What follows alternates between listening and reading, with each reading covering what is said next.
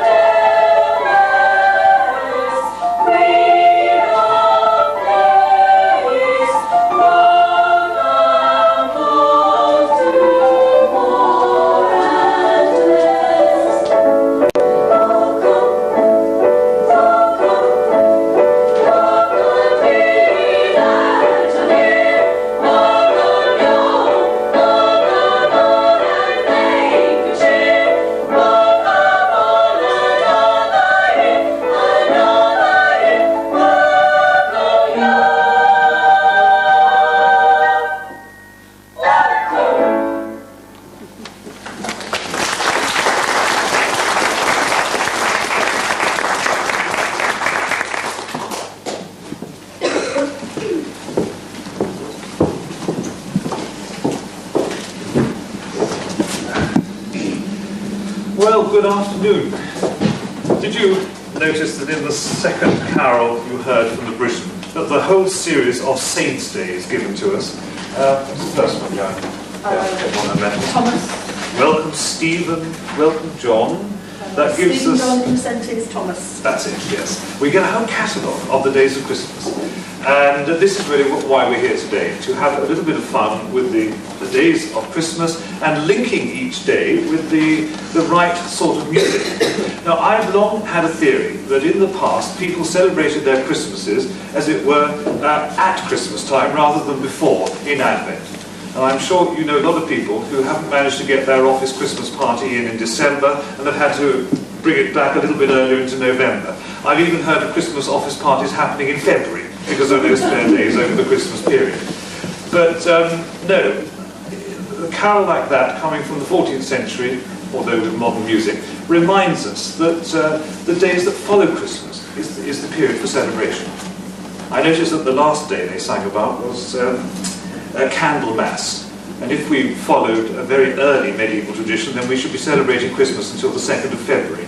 But that may make things go on for a little too long. And I noticed that by the time we get to the 16th century, Plough Monday had been very quickly invented by the church to get the peasants back into the fields, and none of this celebration.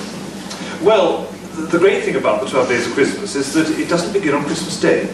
So we, in a sense, we can discard the whole of the early part of the Nativity story and immediately get on to the 26th of December, which is St. Stephen's Day, but better known in our own time as Boxing Day, the day when we traditionally give to the poor. And if you could travel back in time to the medieval world, in fact, really right through to the middle of the 17th century. You've gone into a church, you'd have noticed that at the back of the hall or the building would have been a little box in which you would have put your alms for the poor in. But sadly, Cromwell put an end to all that, and we almost lost sight of Boxing Day. That was until in the 18th century, you had young apprentices who perhaps were on a very, very low income. They would augment their money by going to people who had been of service to them in the course of the year, and they'd make little boxes of clay, which they take round to their employers, and money would be put in, and ceremoniously on Boxing Day the box would be smashed and the money distributed among them. Today we only think of Boxing Day, of course, as giving as a day, but we give money ahead of time to all the people who have helped us. I notice in my local bakers, for example, in London, there's a little box that's appeared on the counter. It says, "Wishing all our patrons a very happy Christmas." But surely that is a euphemism to say that we must be prepared to give to them. Quite rightly so. Well, I thought that we would start with our celebration of the days of Christmas by looking at Good King Wenceslas. Arguably England's most famous Christmas carol, but actually the right one to sing on Boxing Day, because after all, doesn't that splendid saint, Good King Wenceslas, go out in the bitter weather, in the snow and the ice, to take alms to the poor man who lives hard against the forest fence by St. Agnes Fountain? So,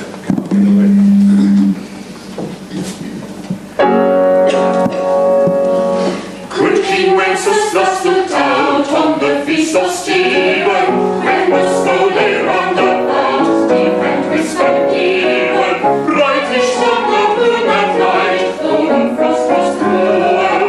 When a poor man came in sight, every winter cruel.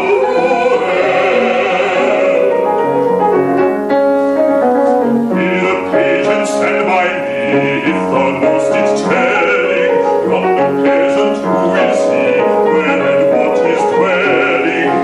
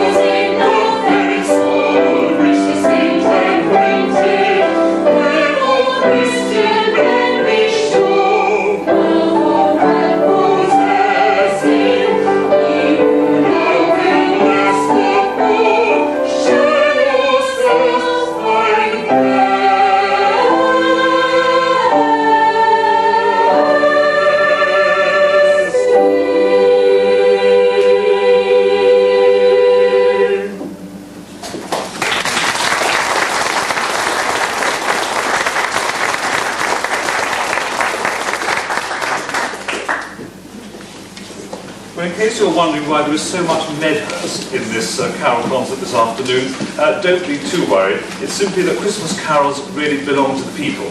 The best ones were passed on down the centuries by word of mouth, what we call the oral tradition, and somebody eventually had to write them down, and really it's the 19th century that did that for us, but really what they gave us were the tunes. So if we're going to have a little bit of fun with them in our own time, then somebody else has to come along and arrange them, and that's why, though you see my name there, it is only as the arranger. I didn't write the tunes in most instances. Well, St. Stephen's Day has a number of interesting customs. I don't know whether you know this, but he's the patron saint of horses, and by extension, the patron saint of the hunt as well. And there was a great tradition in England, in fact you could trace it through right, I suppose, to about the 1920s, a tradition for people in villages to go out into the countryside and seek the wren. A great ceremony would be made of this. All the strong men of the village would go out and find this wren and bring it back, having killed it, in a bar, or sometimes bringing it into the village on a bier. And the people would turn out of their houses to see this ceremonious bringing in. But then you're probably wondering, why on earth do you want to go out and capture the harmless little wren? Surely it's the tiniest creature. And I suppose it's a reminder that Christmas is a magic time, and that we like to turn our values upside down. You see, if you went into the medieval world, into the cathedrals and the collegiate foundations of the time, over the Christmas period would be the period of the Lord of Misrule. And this meant, as in the case of the bird, that we turn things upside down. So it's the tiniest choir boy, probably you over there, who would be become the bishop of the cathedral, and the hierarchy would be reversed. So, instead of going out on St. Stephen's Day to hunt the mighty boar or the mighty eagle, it's the smallest of the creatures that's ceremoniously brought home. And I also have a suspicion that perhaps it has a connection with the Druids also, who at the winter solstice would go out and try and capture the wren, cage the bird but not kill it, and bring it back and try and interpret the bird's song. And those clever people who were able to do that were able to prophesy what was going to happen in the years to come. Well, the real events that lie behind St. Stephen's Day I think are rather sad, actually. He is our first Christian martyr, and it's nowhere better told than in this set of 17th century words called For St. Stephen's Day, of the way in which Stephen was martyred by stones.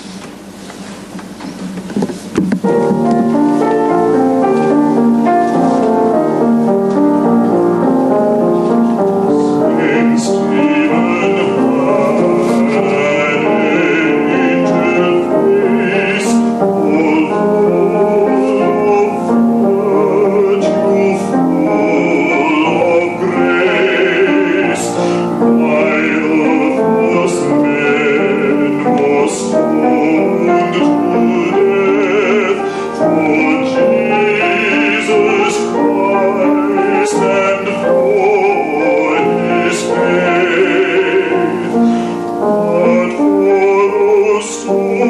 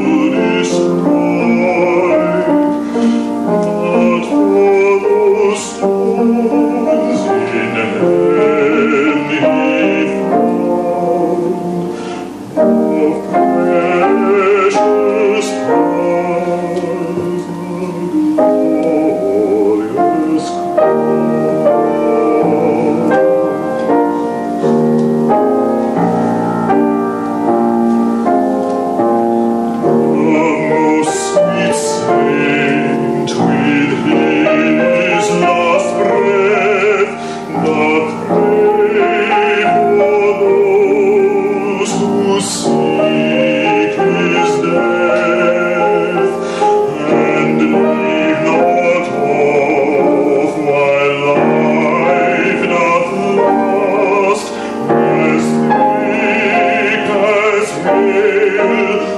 stones to cast.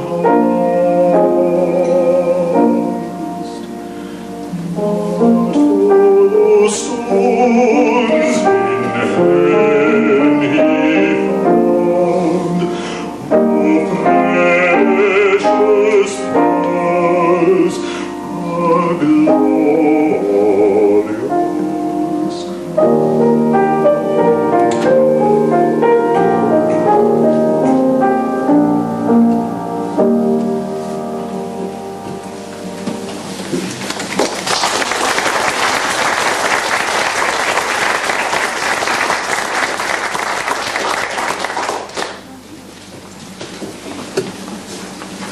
St. John's Day, if you look at the life of St. John, the evangelist, then he led a long and blameless life, so I don't think we need trouble ourselves about his death. But St. John's Day, the 27th, was the traditional day for going out and carol singing, not just in this country, but also in Germany, if my memory is correct. And in the southern parts, in Bavaria, men would gather together in the late afternoon with flagons of wine and go and have it blessed by the local priest, then they'd set off into the town carol singing, which sounded a very good idea to me, and we ought to copy that in our country. Well, here is a song about some carol singers. It's by T.C. Sterndale Bennett. Now, this is a popular word in 19th century music. You've got to be very careful to get hold of the right Sterndale Bennett, because there was one called William Sterndale Bennett, who was a teacher of Arthur Sullivan, a very accomplished musician, great figure in classical music. But his grandson, T.C. Sterndale Bennett, drifted in the other direction in terms of his music making, and he was a great one for the musical. And this is really where this song comes from, the carol singers. It tells on a bitter winter night a little group of carol singers going off, as they say, to sing to the gentry. And if you were to look into the score, you would tell and know immediately that the whole thing is written in a sort of Cockney dialect. Are you ready, Miss Wells?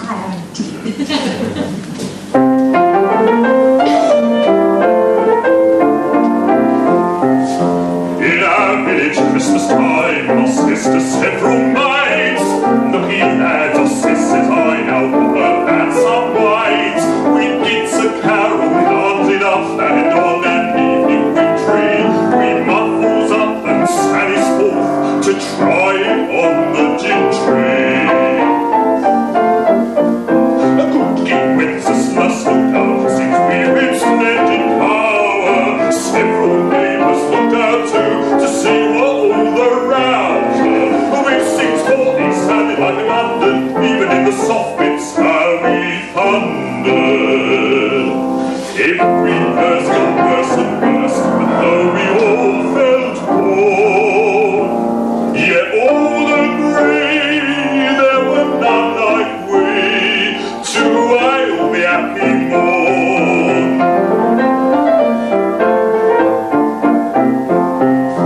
Perkins took the treble line, a lovely voice he's got. I were tenor, Bill the bass, and Fred were all the law. He wandered up and down the scale, but Steve rather marred it, because he never know no words, and so he la-la-la'd it. La-la-la-la-la, looked out, sings he, with splendid power. Several neighbours looked out to see what all the row were. With 640 sounded like 100, even in the soft bits how we thundered. Bill our bass, he heard his face, we thought that it were torn. Yet all agree there were none like we to wail the happy morn.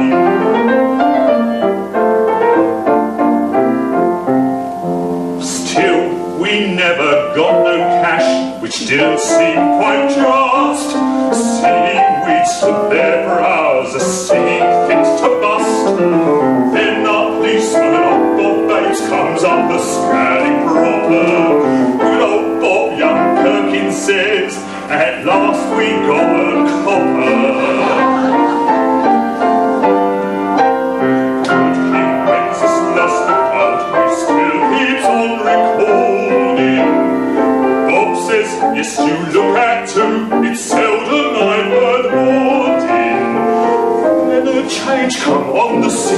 celebration of God Nasty took us to the station. Look here, Bites, we're Christmas waits, we says to him with scorn. He says with a sneer, well, wait here and greet the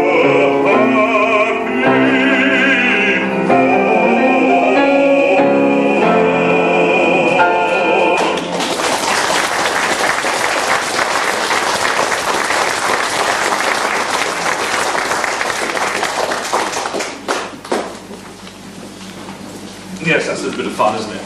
Well, let's come over to a little bit more of a serious area. Wassailing is an interesting part of our carol singers' repertoire because, of course, they don't just go out singing carols, but they take with them, or this was the traditional idea, a little wassail bowl. And we're able to trace wassailing back to pagan times, when in our country, at the winter solstice, which we celebrated with much feasting and much drinking, men would gather together, and instead of drinking at their ceremonies from one large bowl, one small bowl each, one large one was passed around with a warm concoction. And the men in the circle would drink individually, but to show their camaraderie, it would always be from the same bowl. And then eventually, the Anglo-Saxons took this on board as the wassail cup, meaning what's cheer, and became traditionally linked with Christmas time. And in houses right through to the 19th century, the wassail bowl would be kept alive throughout the Christmas season. So that if friends called at your house, you would warm up the wassail and give them a little bit of this to drink. And what did it contain? Well, warm ale, beaten eggs, spices, apples floating on top. Occasionally even croutons were put on top of the mixture, just as we would put on bowls of soup today. And this would be passed around. So you can well understand why wassailers, the carol singers, wanted to get a little bit of this particular brew. They would call at the better houses, where they hoped that the brew would be stronger, and perhaps this would encourage them on into even heartier carol singing. Well, here is one of the most famous of all the wassail songs. If my memory is correct, it was collected in Gloucestershire by Cecil Sharp. We won't sing you all 35 verses. We'll spare you that, but we will sing a few. You'll get an idea of what it's about, but listen very carefully to the way the wassailer's mind works. You see, they wish their master good beef, good ale, good this, good that, but then they get down to the nitty-gritty at the end of the carol and turn to the butler and say, well, look, butler, we'll wish you a happy new year, provided you put a decent amount of wassail in our bowl. If you fill us up the bowl of the small, then down will go butler, bowl and all. Quite right.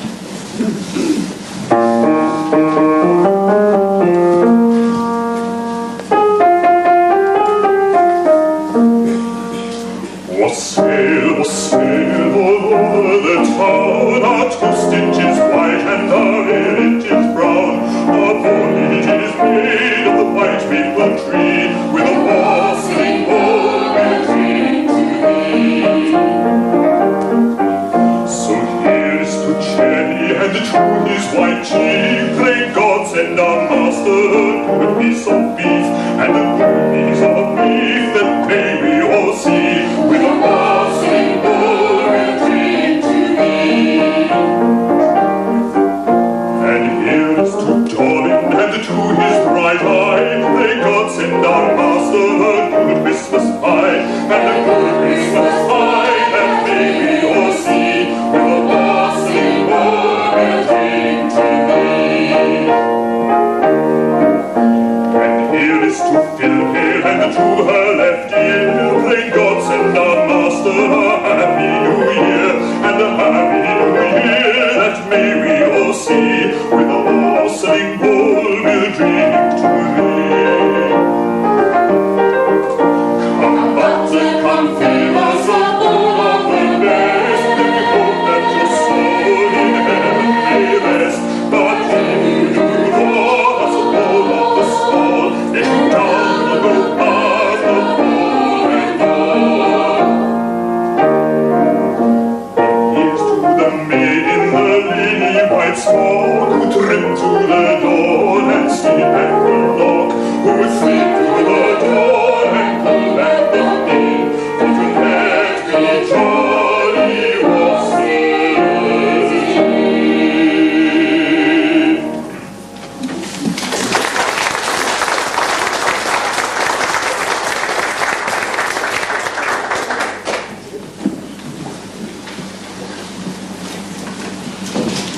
Well, every year for the past 8 or 10 years, on the 28th of December, I've been to Westminster Abbey to a carol concert. They hold at 3 o'clock or so in the afternoon.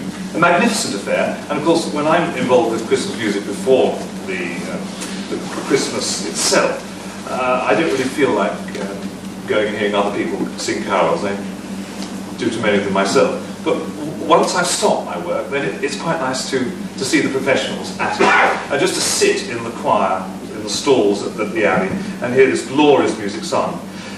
They have, in the past, had lots of carol services, but this one I've always found the most poignant, because not only is it a carol service on the 28th, but it is also the day of the Abbey's foundation, dedication day, and therefore the actual service is tinged with a little bit of a sadness, because the 28th is the day that we remember the Holy Innocents who were slaughtered after the birth of Jesus.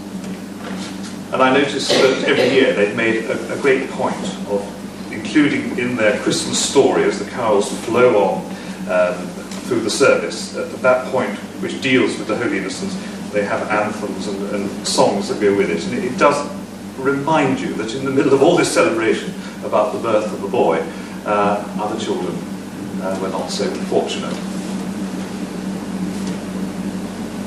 I'm sometimes amused that you can go into a department store over the Christmas period, jingle bells will play over what they call canned music.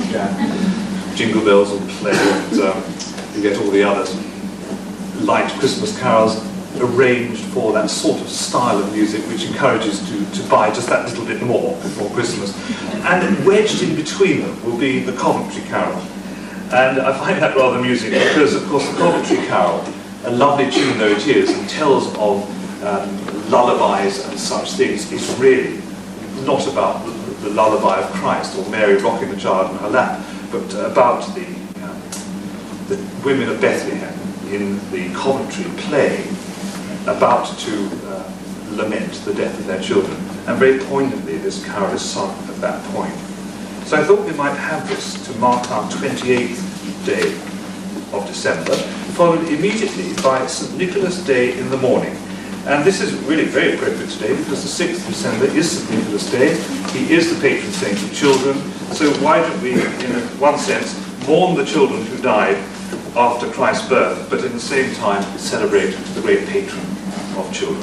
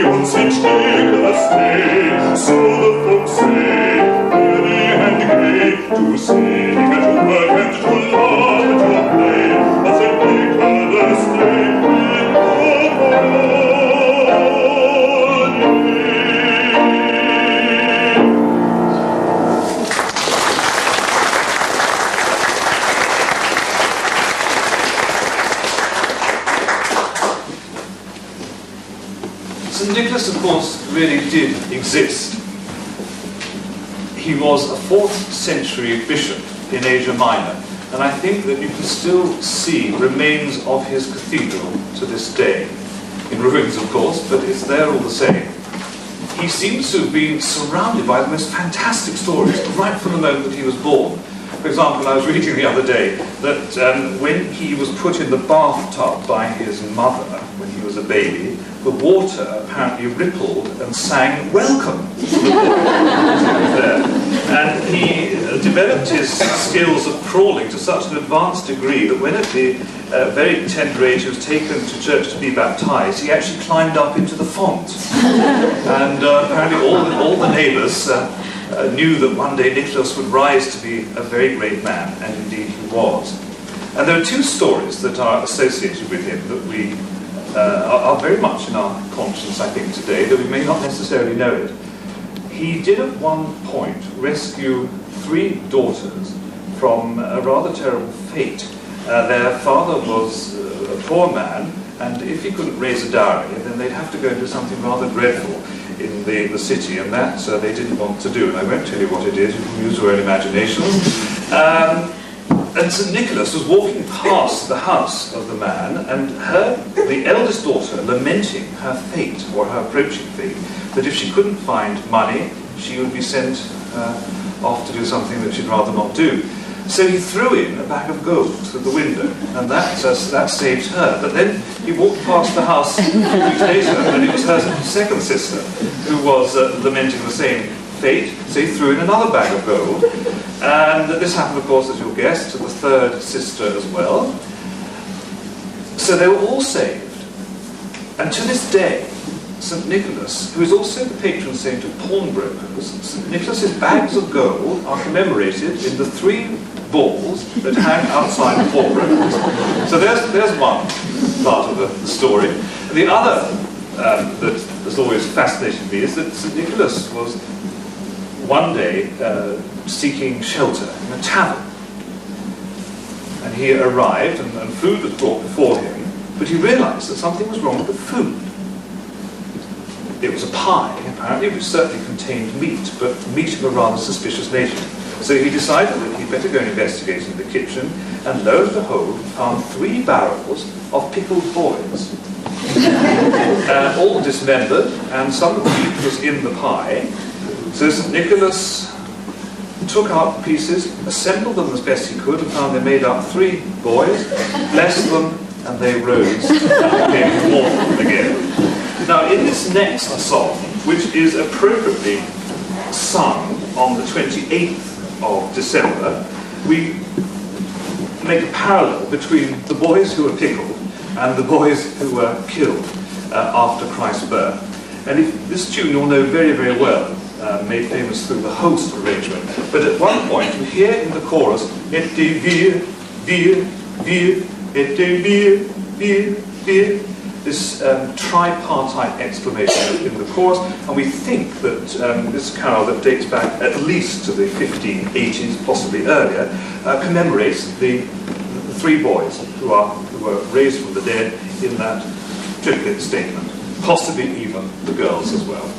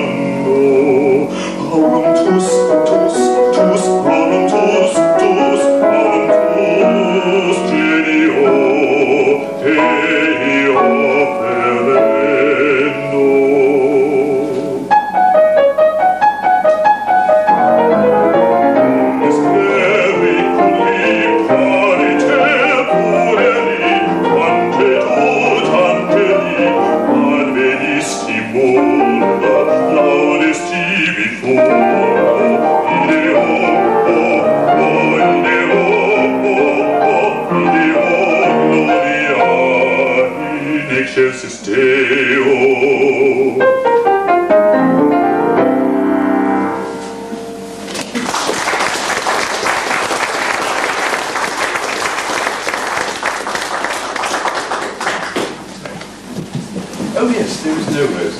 Well, over the Christmas time, we remember Christ constantly, right through the days, over Christmas itself and on. And here is a very gentle carol that tells of the birth of Christ. I'll dip you out of the way.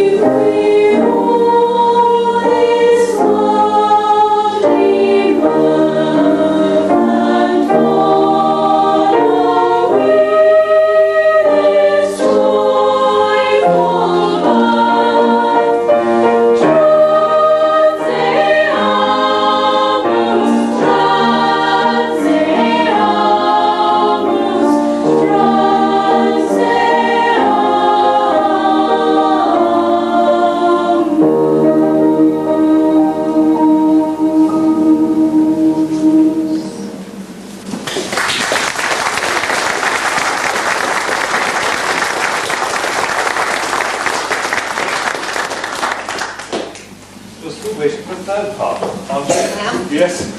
Jan and Started I... off with only one part. Sorry? It started off with only one. It started off with only one part. Jan and I have had an association, a friendship that goes back many, many years. And, well, when was it? About 6 We've or tried to 7 work years. out, we think it's about 1991. 1991.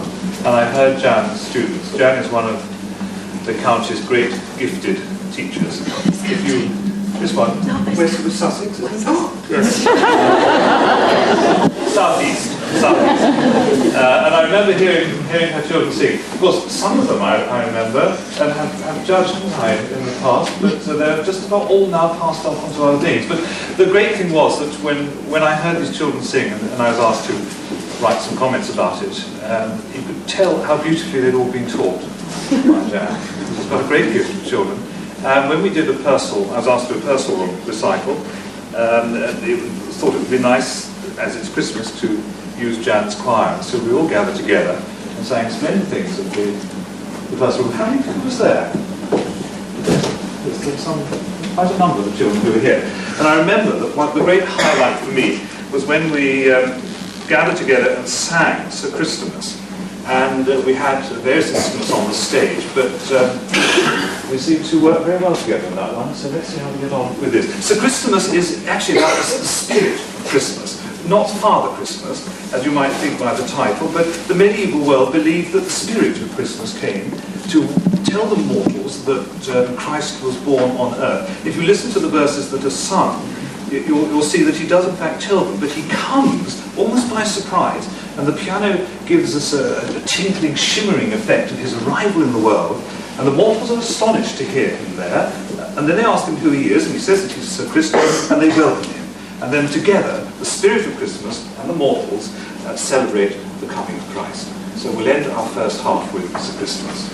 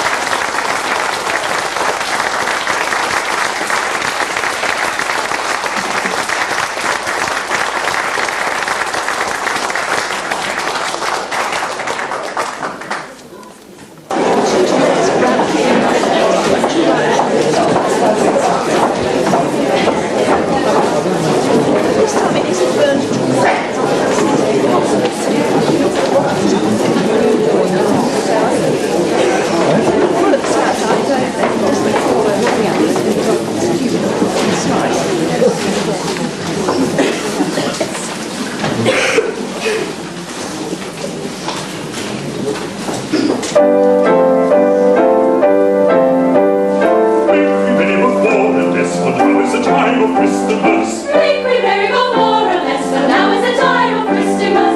Of Christmas, of Christmas. Let's no man come into this hall, who will pay Joyette Marchal. Let no man come into this hall, who will pay Joyette Marchal. 1040 bring we all. If he say he cannot sing, so let us not and let him pray. If he say he cannot sing, so let us not and let him pray. That he believes and is mistaken. If he say he not, If we say he not can do us no one of us in the hall. If we say he not can do us in the hall, but to the stars and let him go. make we very much more than this. Makes me very well more or less, but now is the time of Christmas.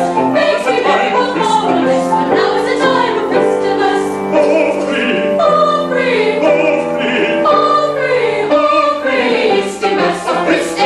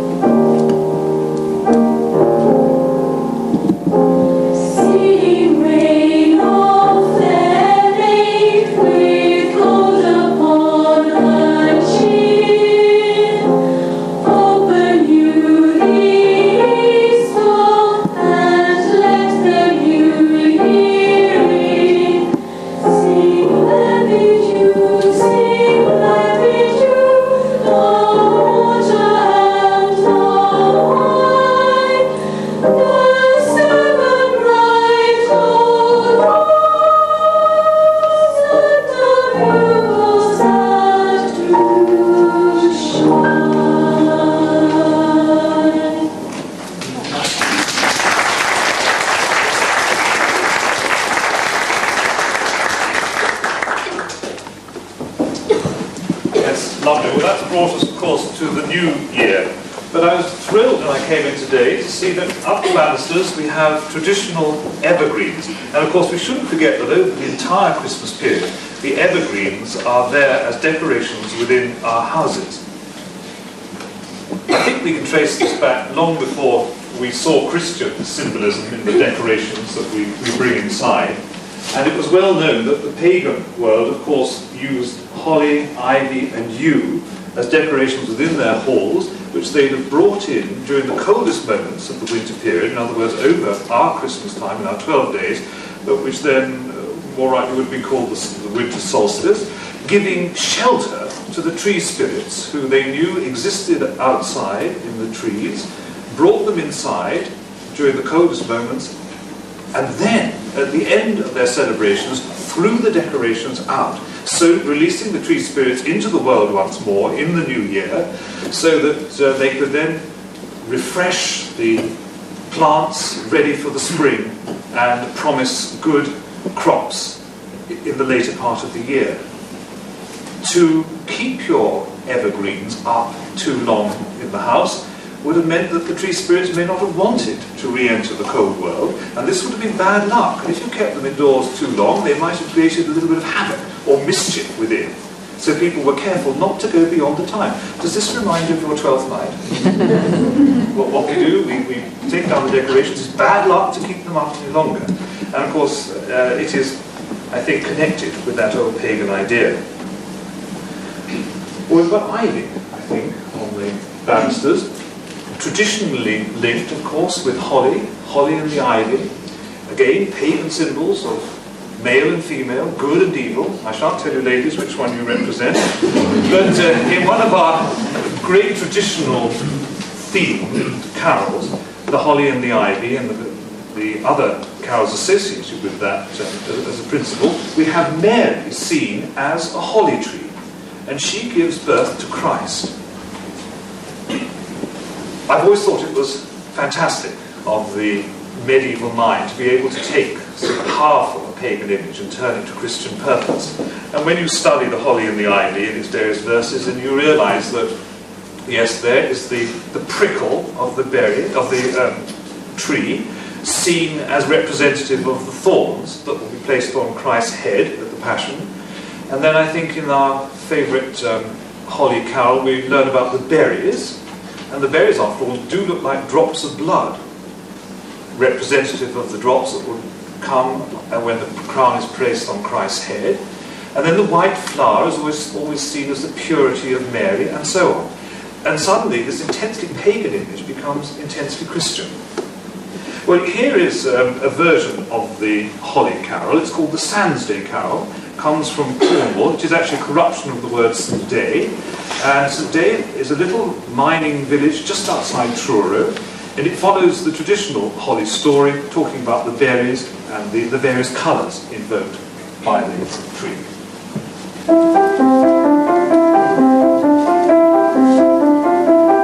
How the holly bears a berry as white as the milk, and Mary bore Jesus, who was wrapped up in silk, and Mary bore sweet Jesus Christ, our Saviour, for to be, and the first tree in the greenwood, it was the holly, and the first tree in the greenwood, it was the holly.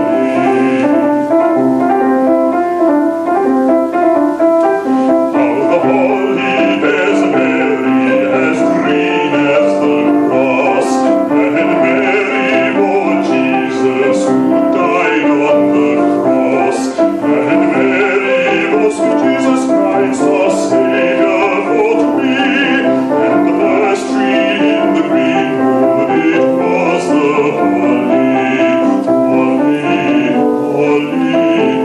first tree in the greenwood, it was the holly.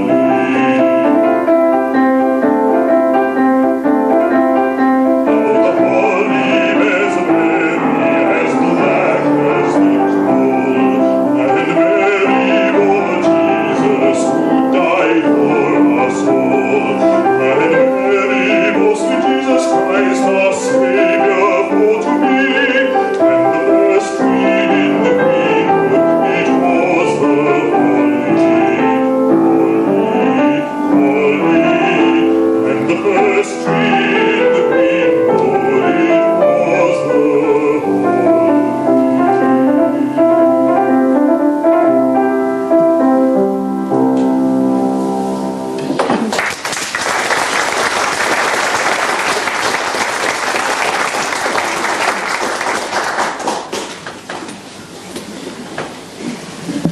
Well, once again to Britain, from his Ceremony of Carols. This little babe, so few days old, has come to rifle sacred.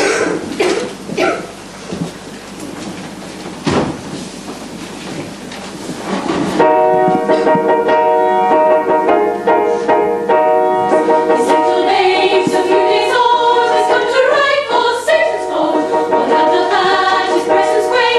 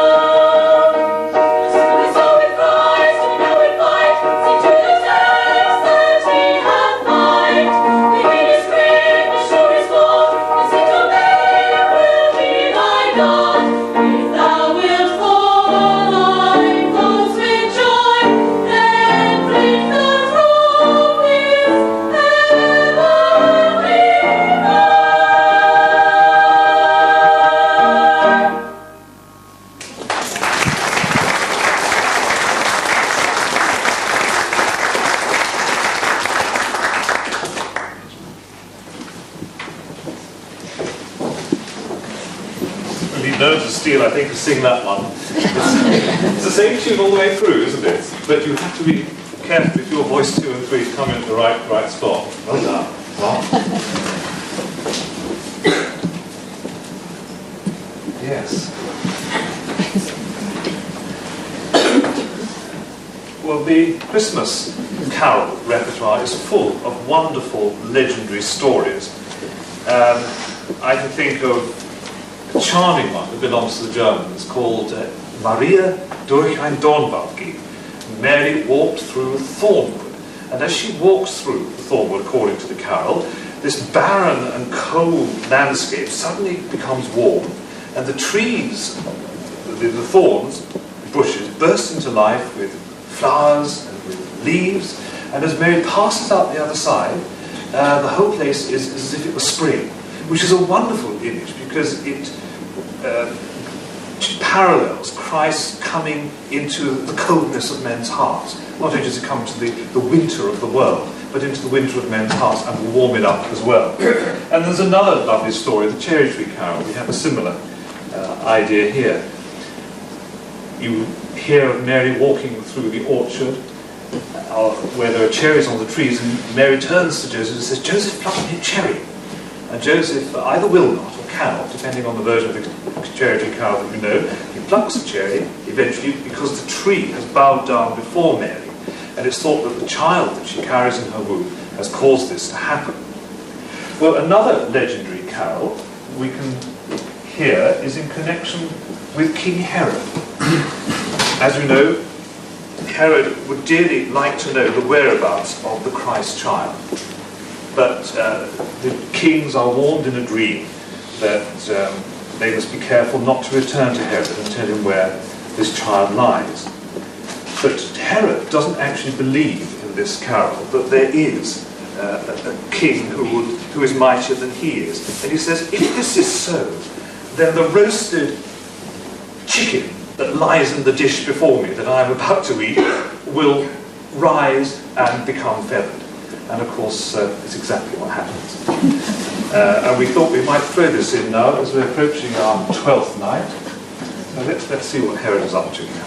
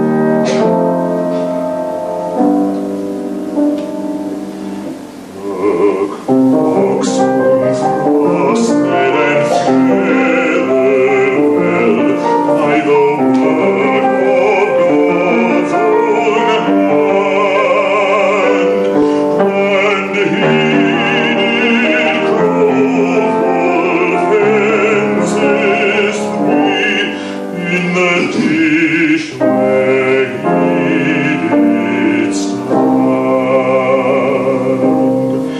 in the dish where he did stand.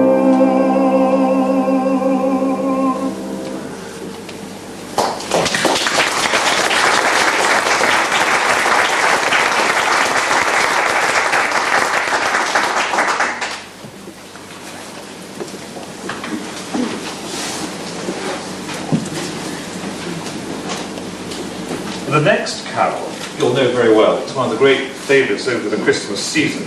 But what always fascinates me about I Saw Three Ships is that they tell about Christ and his mother sailing into Bethlehem on a ship, and really we've lost sight of the original story. And this can often happen, a little bit like Chinese whispers down the centuries, when songs are passed on from one person to another, we knock the corners off and occasionally lose point of the original story. Well, if you think about the makeup of that carol, the first verse says, I saw three ships come sailing by Christmas Day, I saw three ships come sailing by on Christmas Day in the morning. Then verse 2 is a question. Pray whither sailed those ships all three? And the verse after that comes back with the answer, they sailed to Bethlehem. And what was in those ships all three? Our Saviour Christ and his lady. Followed by a whole series of verses that don't actually have a great deal of relevance to the story. It's what I call carol padding added on to the end of what is a comparatively short affair. But the real kernel of the carol is what was in the ships and where were they going. And I can tell you that they weren't going to Bethlehem, and neither did they carry originally the cargo of Mary and her son. But instead, we have to go right back to the 4th century, so again to the period of St. Nicholas, to Helena, mother of Constantine. Now, you probably know Helena was a leading figure at that time in discovering the various artifacts connected with Christ's passion. She found, for example, the cross, and is usually remembered principally as Helena of the True Cross, but she also founded other things as well. For example, she found the sponge that Christ had at the crucifixion. She found the thorn crown. She also found the resting place of the three kings, or the wise men, as they're called in the Bible. And having sent an expedition to find out where the resting place of the wise men was, she instructed that the skulls of the skeletons should be removed and placed in caskets. And these caskets were brought back to Constantinople in the west, and we lose sight of them for several hundred years, that is until 1162, when they appear in Milan and are given by Barbarossa as holy relics to the new Cologne Cathedral in Germany, the cathedral on the Rhine. And this is where our story comes in. The carol is really a commemoration of the journey, the last magnificent journey of the wise men. They take their place in the ships. What was in the ships? Well, the skulls of the wise men. Where were they going? To Cologne on Rhine. And there are existing even today versions of this carol that use that traditional story, but we mainly sing this slightly corrupted version which loses sight of that splendid song. That it belongs to the seafaring world, I've always thought is right, because this incredible cargo that was taken to Cologne Cathedral, and instead you can see the reliquary to this day, it is there at the cathedral in great splendour. If this was something connected with sailors who conveyed these magnificent objects to Cologne Cathedral, then it lingers on in their culture. And I noticed that when you trace back the source of the carol, it's always to some English harbour where the carol has obviously been in their repertoire. And it has got the air of a sea shanty about it. Anyway, I'm not asking you to believe in the story, but there it is, for good or ill. But why don't we have that carol?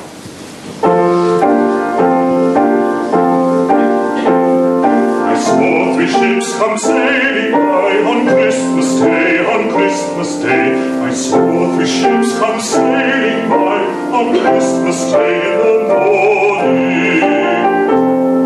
And what was in those ships all three on Christmas Day, on Christmas Day? And what was in those ships all three on Christmas Day in the morning?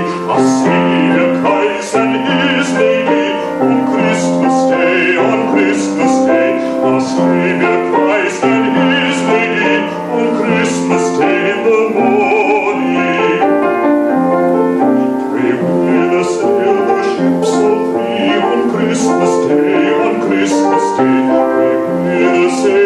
ships all three on Christmas Day in the morning.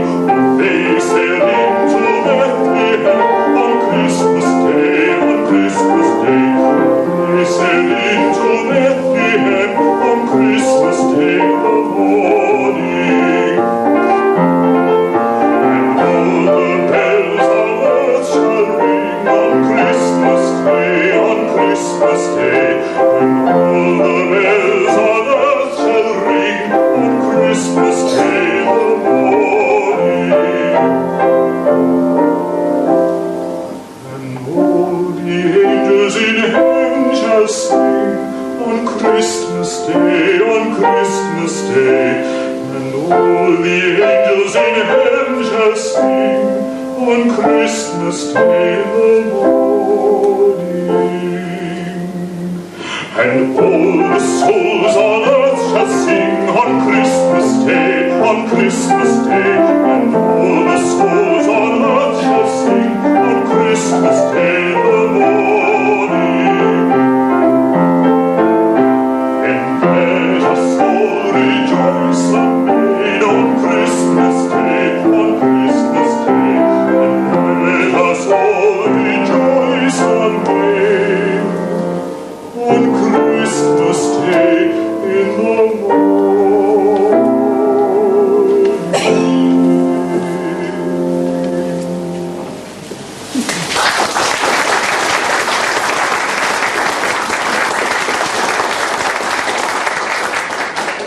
Well, not to be outdone, Jan and her singers are going to sing another version of that ship story called As I Sat on a Sunny Bank.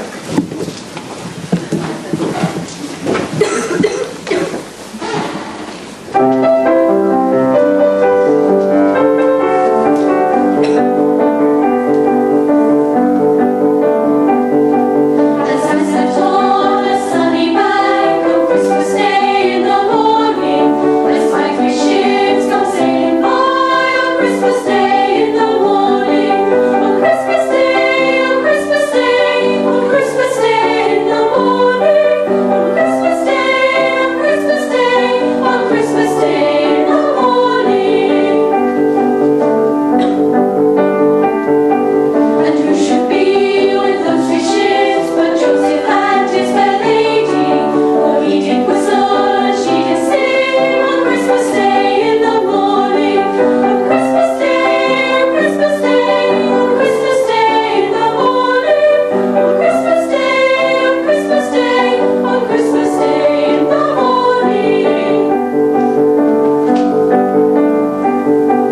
And all the bells on earth did ring on Christmas Day in the morning. For joy that us heaven had fall on Christmas Day in the morning. On Christmas Day, Christmas Day, Christmas Day in the morning.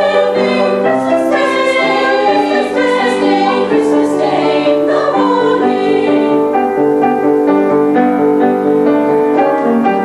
As I sat on a sunny bank on Christmas Day in the morning, I spied three ships come sailing by on Christmas Day in the morning.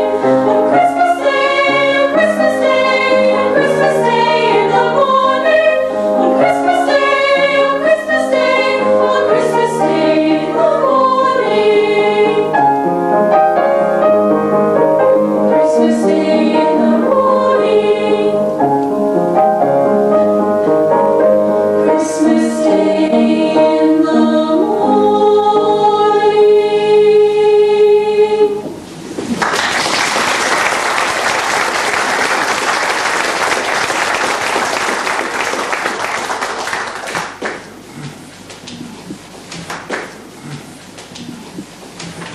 Well, we are, of course, on Twelfth Night with the Three Kings, and here is the whole story told in Cornelius' famous arrangement.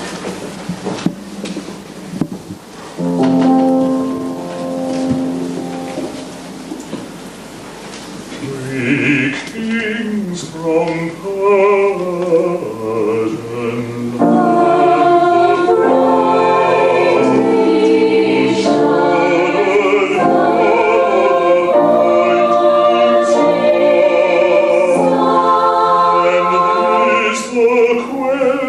of the trellis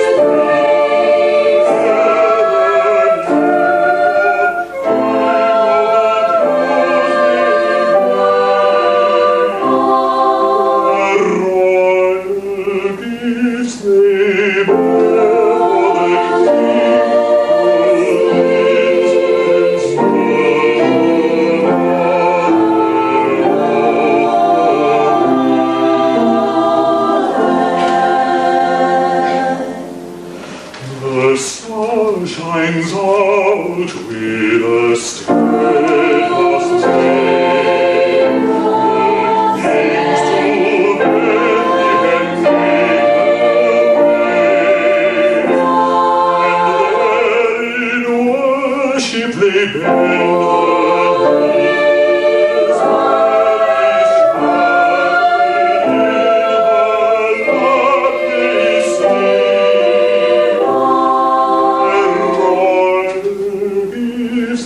they shout with the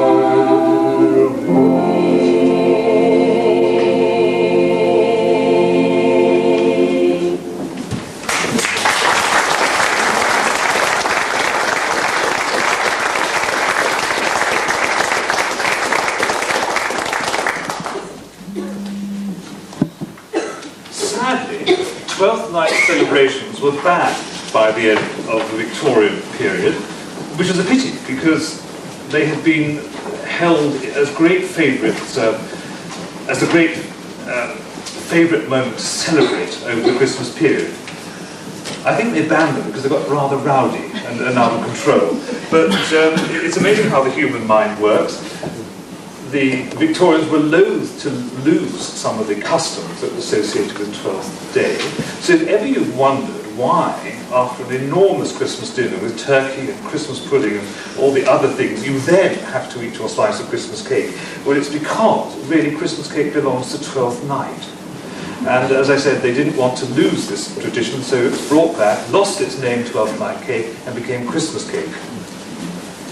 12th night was, I think, great fun in the past.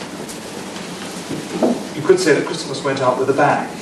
And one of the great highlights was the cutting of the 12th night cake. And often when you see it illustrated in 18th or 19th century books, you'll see that people are gathered around the table where the 12th night cake is central.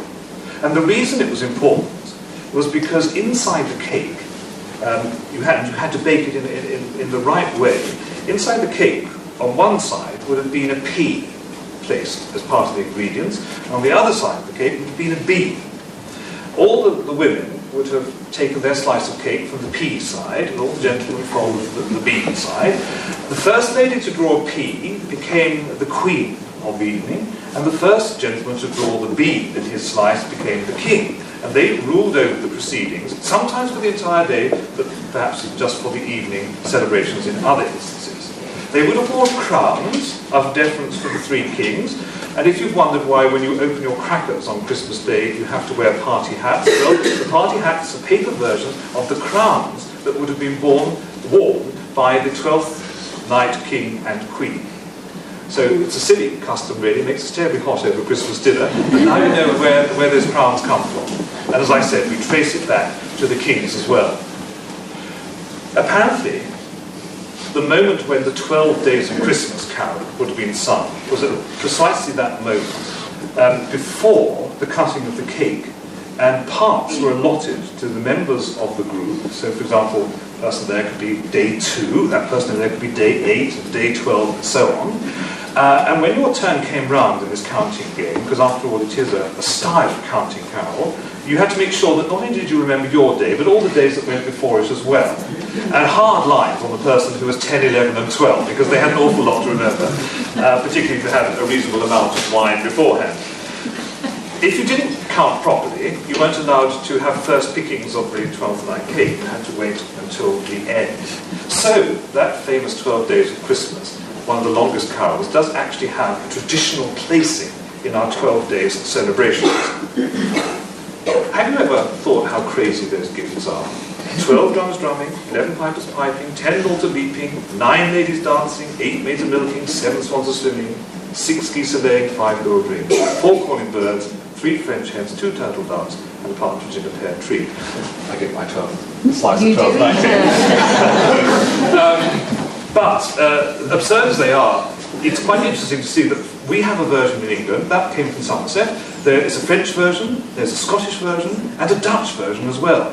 And if you look in your Oxford Book of Nursery Rhymes, you'll see how the gifts on the days vary. For example, I think in France, on the 5th day, the unfortunate beloved is given 5 Arabian baboons. I think I would rather have the 5 gold rings than be given England. But at any rate, the marvellous thing about it is that it's superb Christian symbolism, irrespective of what the gifts might be. How many gifts are given to the beloved?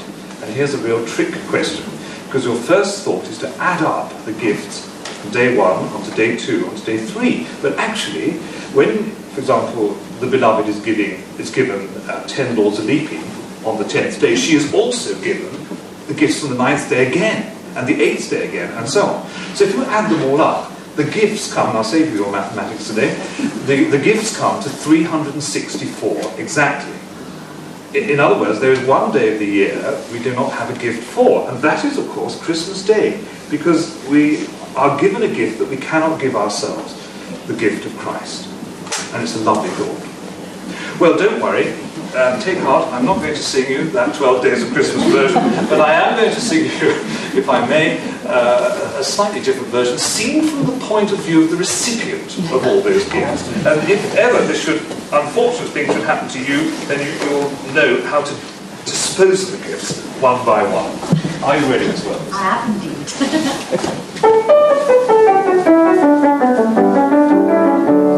The first day after Christmas, my true love and I had a fight, and so I dropped the pear tree down and burnt it just for spite. Then with a single cartridge I shot that lousy partridge. My true love, my true love, my true love gave it to me.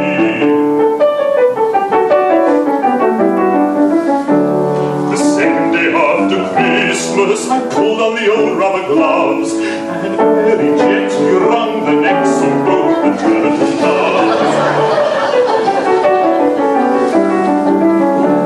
The third day after Christmas my mother caught the cook, so I had to use the 3 French hens to make some chicken soup. The 4 calling birds were a big mistake, for their language was obscene, and the 5 gold rings were completely fake, and they turned my fingers green.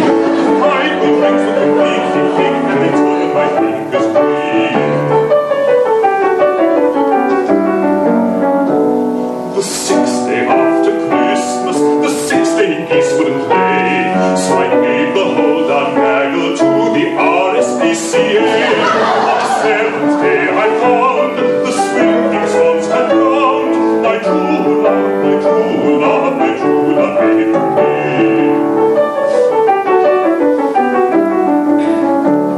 The 8th day after Christmas, before they could suspect, I bundled up the 8 maids a milking, the 9 ladies dancing, the 10 lords a leaping, the 11 pipers piping, the 12 drummers drumming. Well, actually I kept one of the milkmaids and sent them back direct. I wrote, my true love, we are through, love, we are through, are through, are through, are through, are through. And I said in so many words, furthermore, your Christmas gifts are really quite absurd.